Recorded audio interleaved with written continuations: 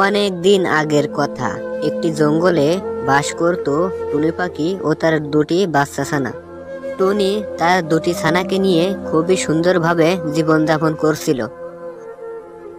কিন্তু একদিন টুনির বাসার উপর নজর পড়ল একটি দুষ্টু শিয়ালের। আরে এদিকে টুনির বাসায় দুটি ছানা আছে। যাই টুনিকে বোকা বানানোর চেষ্টা করি। কি যে নাদুস নুদুস ছানা, যেভাবেই হোক এই দুটি বাচ্চা ছানা আমাকে খেতেই হবে। পাখির মাংস কত নরম সুস্বাদু হয়, যে খায় সেই বুঝতে পারে। আমাকে যেভাবেই হোক ওই দুটি বাচ্চা ছানা আমাকে খেতেই হবে। শিয়াল ঝোপঝাড় ডেকে বেরিয়ে টুনির বাসার নিচেই গেল আর বলতে লাগলো, টুনি তোর ছানা দুটোকে নিচে ফেলিয়ে দে, আর আমি যদি গাছে উঠি তোর ছানার সাথে তোকেও আমি গিলে খেয়ে ফেলবো। কেন, তুমি কি গেছো সাপ যে গাছে উঠবে? তুমি তো একটা শিয়াল, তুমি কিভাবে গাছে উঠবে? আমাকে তুমি বোকা পেয়েছো নাকি? তোমার ভয়ে আমার ছানা দুটোকে নিচে ফেলে দেব? তোমার যদি ক্ষমতা থাকে তাহলে তুমি উপরে উঠে এসো, উপরে উঠে এসে আমার ছানা দুটোকে তুমি খেয়ে ফেলাও। এখনো সময় আছে, তোকে বলে দিচ্ছি, তুই বাঁচতে চাইলে তোর ছানা দুটোকে এখনই নিচে ফেলে দে। আমি যখন গাছে উঠে যাব তোর ছানাদের সাথে সাথে তোকেও আমি গিলে খেয়ে ফেলবো।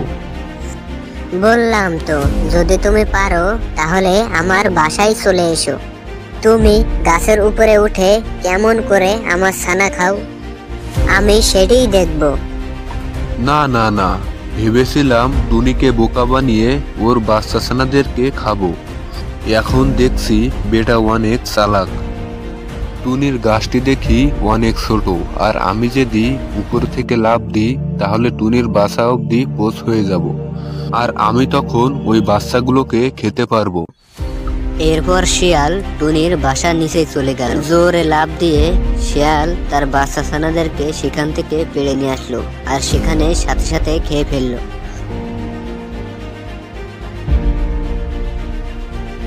আহা, টুনি তোর ছানাদের কিন্তু আমি খেয়েই ফেললাম, শুধু মাঝখান থেকে তুই বেঁচে গেলি। যদি আমি সত্যি সত্যি গাছে উঠতে পারতাম তাহলে তোকে আমি গিলে খেয়ে ফেলতাম। তোকে বাঁচিয়ে রেখে আমার খুবই ভালো হয়েছে। তুই ডিম দিবি আর আমি এসে তোর বাচ্চা ছানাদেরকে খেয়ে ফেলবো। এই যে দুষ্টু শিয়াল, আমার ছোট্ট ছোট্ট নিষ্পাপ বাচ্চাদের খেয়ে তোমার তো পেটই ভরলো না, তাহলে কেন তুমি আমার বাচ্চা ছানাদেরকে খেয়ে ফেললে? আরে বলদ, তুই কি বুঝবি? তোর বাচ্চা ছানাদেরকে খেয়ে আমি কতই না মজা পেয়েছি, তোকে বলে বোঝানো যাবে না। এমন মজাদার খাবার আমি জীবনেই খাইনি। তাহলে তুই টেনশন করিস না, এর পরের বারও আমি এসে তোর বাচ্চা ছানাদেরকে খেয়ে ফেলবো। আর একটি কাজ কর, এবার যে ডিম পাড়বি সেই ডিম থেকে মোটা তাজা বাচ্চা ছানা তৈরি করবি। এই বলে শিয়ালটি তখন সেখান থেকে চলে গেল। টুনি এভাবেই বসে থাকলো আর কান্না করতে থাকলো। এই ঘটনা ঘটার বেশ কিছুদিন পর শিয়ালটি তার বাসার সামনে দাঁড়িয়েছিল। তখন শিয়ালের টুনির কথা মনে পড়ে গেল। টুনি ছানাদের খেলাম তো অনেক দিন হয়ে গেল, এর মাঝে বোধহয় টুনি আবার ডিম পেড়েছে। ডিম ফুটে মনে হয় এতক্ষণে বাচ্চাও বের হয়েছে।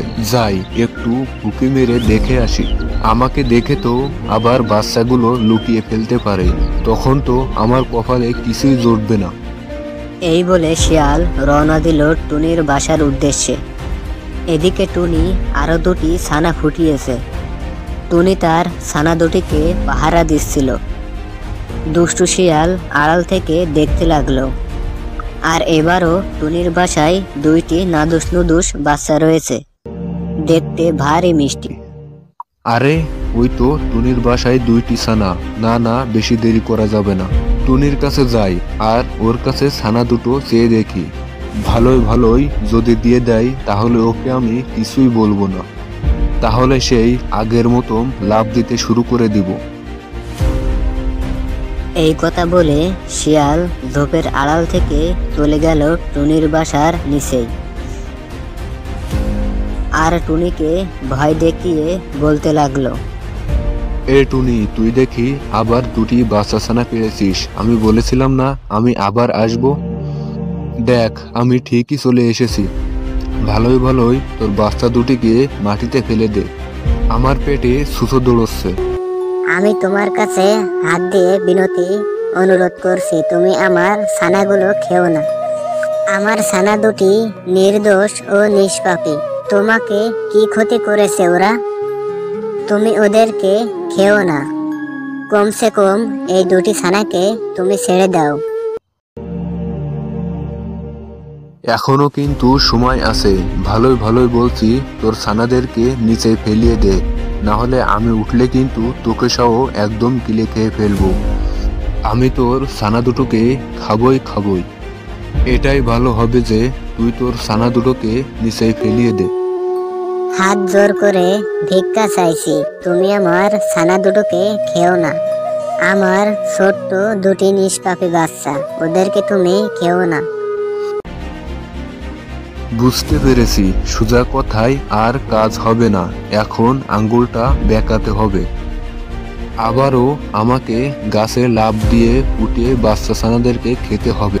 এই বলে শিয়ালটি চলে যায় টুনির গাছের নিচেই, আর জোর একটি লাফ দিয়ে টুনির দুটি বাচ্চা ছানাকে নিচে পেড়ে নিয়ে আসে আর সেখানেই খেয়ে ফেলায়। বন্ধুরা, এর পরের পার্টটি দেখার জন্য একটি লাইক ও সাবস্ক্রাইব করে আমাদের পাশে থাকুন।